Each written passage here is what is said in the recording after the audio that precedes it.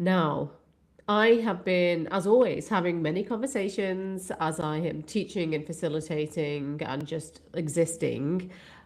This theme crops up time and time again. People just feeling as though they're losing a sense of self in their work. And it just makes such sense, doesn't it? We are at this kind of precipice in the modern working world where we have AI coming to the forefront and people are not quite sure what to do with it. So we tend to become slightly, excuse me, reactive, figuring it all out, to having the worry that comes across with it. Then we've got political unrest, geopolitical unrest, which is impacting us all. And this is on top of the general stresses that we have of work, family, friendships, exercise, all of it. And it's so easy for us to feel as though we don't know who we are anymore, or that we've lost a part of ourselves.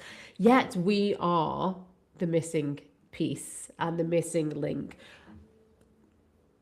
When we are stressed, we it narrows our chronic stress narrows perception. That means that we get caught in the problems. We get caught in trying to figure out issues. Chronic stress is kind of like the default setting for the modern world. Many of us are in this loop. If I just get X, Y, and Z completed, if I meet this deadline, if I balance all of these things, then that's going to be okay, because once I have done these things, I will then have time to free up X, Y, and Z. And the pursuit of potentially excellent, or the pursuit of paying our bills, making sure that we're the best version of ourselves, whatever it could be, the pursuit becomes everything. It becomes the priority. And when we are chronically stressed and we are prioritizing the stressful thing that's right in front of us, it seems really dangerous to then bring in the stuff that we love about ourselves, or the stuff that brings us joy or makes us happy, because that stuff feels fluffy, and it can seem, when we're in this high stress state, that it is counterintuitive and it's going to derail and damage our goals. I know I feel like that at times. And when we are in these kind of all consuming high stress spaces, we can have this idea of kind of role engulfment. And we see this where we are so laser focused on getting through this stuff that it becomes our identity, and all of the other stuff that makes us a weird and messy human kind of gets lost along the way as we get in on the hamster wheel of do and complete. So first things that we have to remember: stress narrows attention. So yes, stress is our best friend, and we want to really harness the power of great stress. But chronic, unrelenting stress, it narrows our attention, keeping us focused on the problem. Now, there is no kind of checkout in the modern world. We're just getting more and more and more and more stress. There's more and more jobs. There's more and more things to do. So we have to kind of we have to be the breaker ourselves within all of this. So that looks at how we are reprioritizing our day, or our expectations, or what good looks like for us, because we can't win particularly. So we've just got to thrive as we are. Now, I'd written some things that I wanted to write down. So when we are stressed, attention narrows, time seems much shorter, and we can become more reactive. I can begin to feel this in my body. Maybe I feel a sense of bracing, or there's a sense of like anticipatory energy, and I'm going super, super fast. Now, these are signs that we are activated, and so we're in more of a mobilized, stressed state. These are useful indicators, because when we experience this, it can often mean that we are losing the kind of, or we're dulling down the connection to the PFC, which is where creativity, decision making, all of that good stuff actually happens. because chronic stress can make us slightly stupider in the moment of stress. Therefore, we're making worse decisions. We are not actually optimizing our day effectively. So we do feel as though we lose ourselves because we get stuck. And I've had, because the stress keeps us primed within it. Now, I've spoken to so many people about different things, and we've also been conditioned to see kind of work, achievement, and attainment as it. That's what we should be aiming for. So people tend to have a sense of guilt when they prioritize things that isn't working towards something bigger than themselves or completing on their work. A recent conversation with somebody was like, oh, I had to move away from my work because I had this huge life event that was taking place. And now I'm feeling guilty that I wasn't at work and I wasn't doing these things. And our conversation centered on, but life is like an embodied lived experience to be savored and to be enjoyed. And it all matters. It's all important. Yes, work pays the bills, but work isn't the thing that's keeping you warm at night. And creating a life that allows you to take the foot off the gas, to prioritize everything is beautiful, or just giving yourself permission to enjoy that is the important thing. Often it is a shift, like an internal shift. We don't have to feel guilty for being a messy human and perfectly perfect doing our best. So thinking, where is our identity holding us back? What all have we been trained to prioritize above everything else? And do we believe in it? And then also, it's so important to recognize that there will be no perfect time to reclaim yourself. When you're thinking, I'll get this project complete, I'll do this.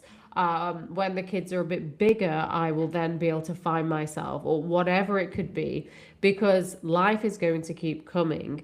And the more we get stuck in that kind of role, envelopment, I can't remember what I said now, the more we get stuck into this narrow vision, stressed out version of success, the less we lose access to our identity and our self. Therefore, our job is to really think about what is missing. If you can't remember yourself, I want you to find a way to access reclaiming yourself as a game. You know, the brain loves play, it learns through play, it connects through play.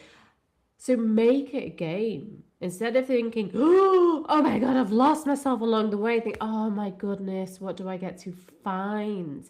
And prioritize rediscovering hidden joys, the things that are important to you. Get therapy, get coaching, try 1,000 different things, because it is not indulgence like we believe it can be.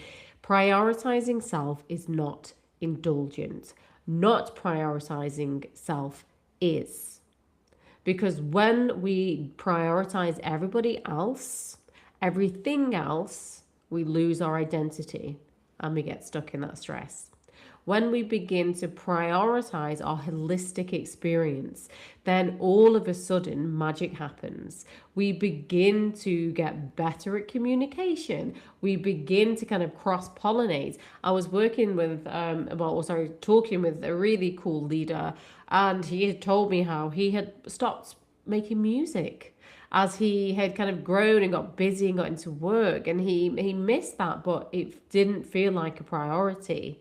And our conversation was like, well, that's the stuff that brings the joy, that brings the skills, that is the human connection, that's going to get your brain really firing effectively, being creative, helping you to problem solve. And it's also something to share with other people.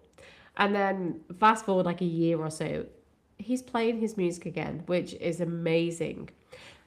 What I'm trying to say here is the things that we put down to serve something bigger than ourselves, it is time that we pick them up so we can reclaim identity, because there is no loss in joy and play. It makes us better leaders, performers, and human. We enjoy humans. We enjoy our life so much more. So therefore, that energy is given to everybody else. We are recovering, so our nervous system is happy because it is allowed to heal itself. We're strengthening our brain as we push the limitations, our current limitations, and we have this stretch and this flow. And it gives us recovery in the moment, which allows us to do more of the harder things and to sustain the pressure that little bit further. If you're a parent and you're like, oh my God, I'm in the thick of it, Lucy, like I feel you. I have 4 kids. I lose myself all the time. And I have to keep coming home to myself as often as I can. And one of the best ways for me to do that is to think, yeah, I love my work, but is that the only memory I want to take with me? And also, when I am so narrow focused that I'm losing myself, my lifestyle changes and it's not the best. And my children see that and I model behavior. I don't want my children to feel stuck in the rat race and to feel like they cannot access every side of themselves and that, it's for later on, it's for when the bills have been paid or whatever it could be. I want them to thrive in that one glorious experience on earth. Therefore, I have to let them see me giving myself permission to play, to be curious, and to remember who I am and to build out the person that I want to be. Because the more I build out all of my passions, the better I am as a high performer.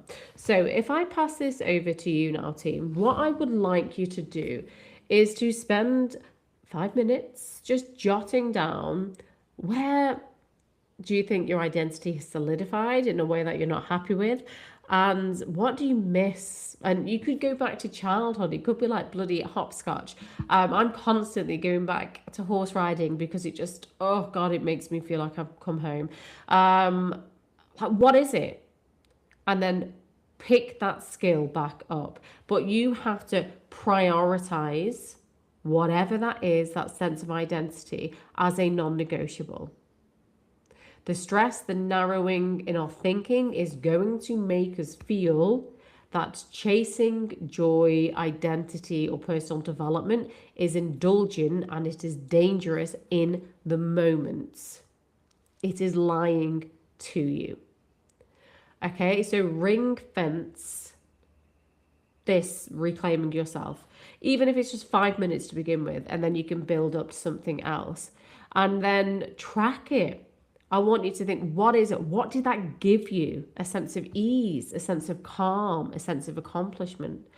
All of those feelings are incredible and necessary within the workplace and in regenerative leadership and within growth. Excellent. Let's amplify it. Double down on those skills, those hobbies, and those resources so that they can give you capacity to be more holistically. And just, I suppose, the take home is the world is really fast at the moment. We're becoming more and more reactive. We're also pinning our desires on external factors, which is not helpful. Your life needs to be built around the things that are magic for you and not what society deems as success. Because society's success is fragile and it fractures. And it is usually designed to amplify huge wealth and rewards for the few and not for the masses. I know personally, yeah, money's great. I love it. But I love sitting with my family and my friends and taking time to go slowly and look at the trees and ride horses and read poetry. And that isn't the indulgent stuff that I should have after the work. That's just the foundation of a beautiful, well-lived life. So if I can access this part of my identity, then friends, I have surely won. And yeah, I want you to remember lacking identity when we are going through it is not a personal failing or something that you did wrong. It is a perfectly human way of responding to high stress situations. The antidote is to prioritize coming home to yourself. So, yeah, please do take a moment just to go through that and then get in touch and tell me what worked for you. I'm going to put a QR code up so you can come and find me and have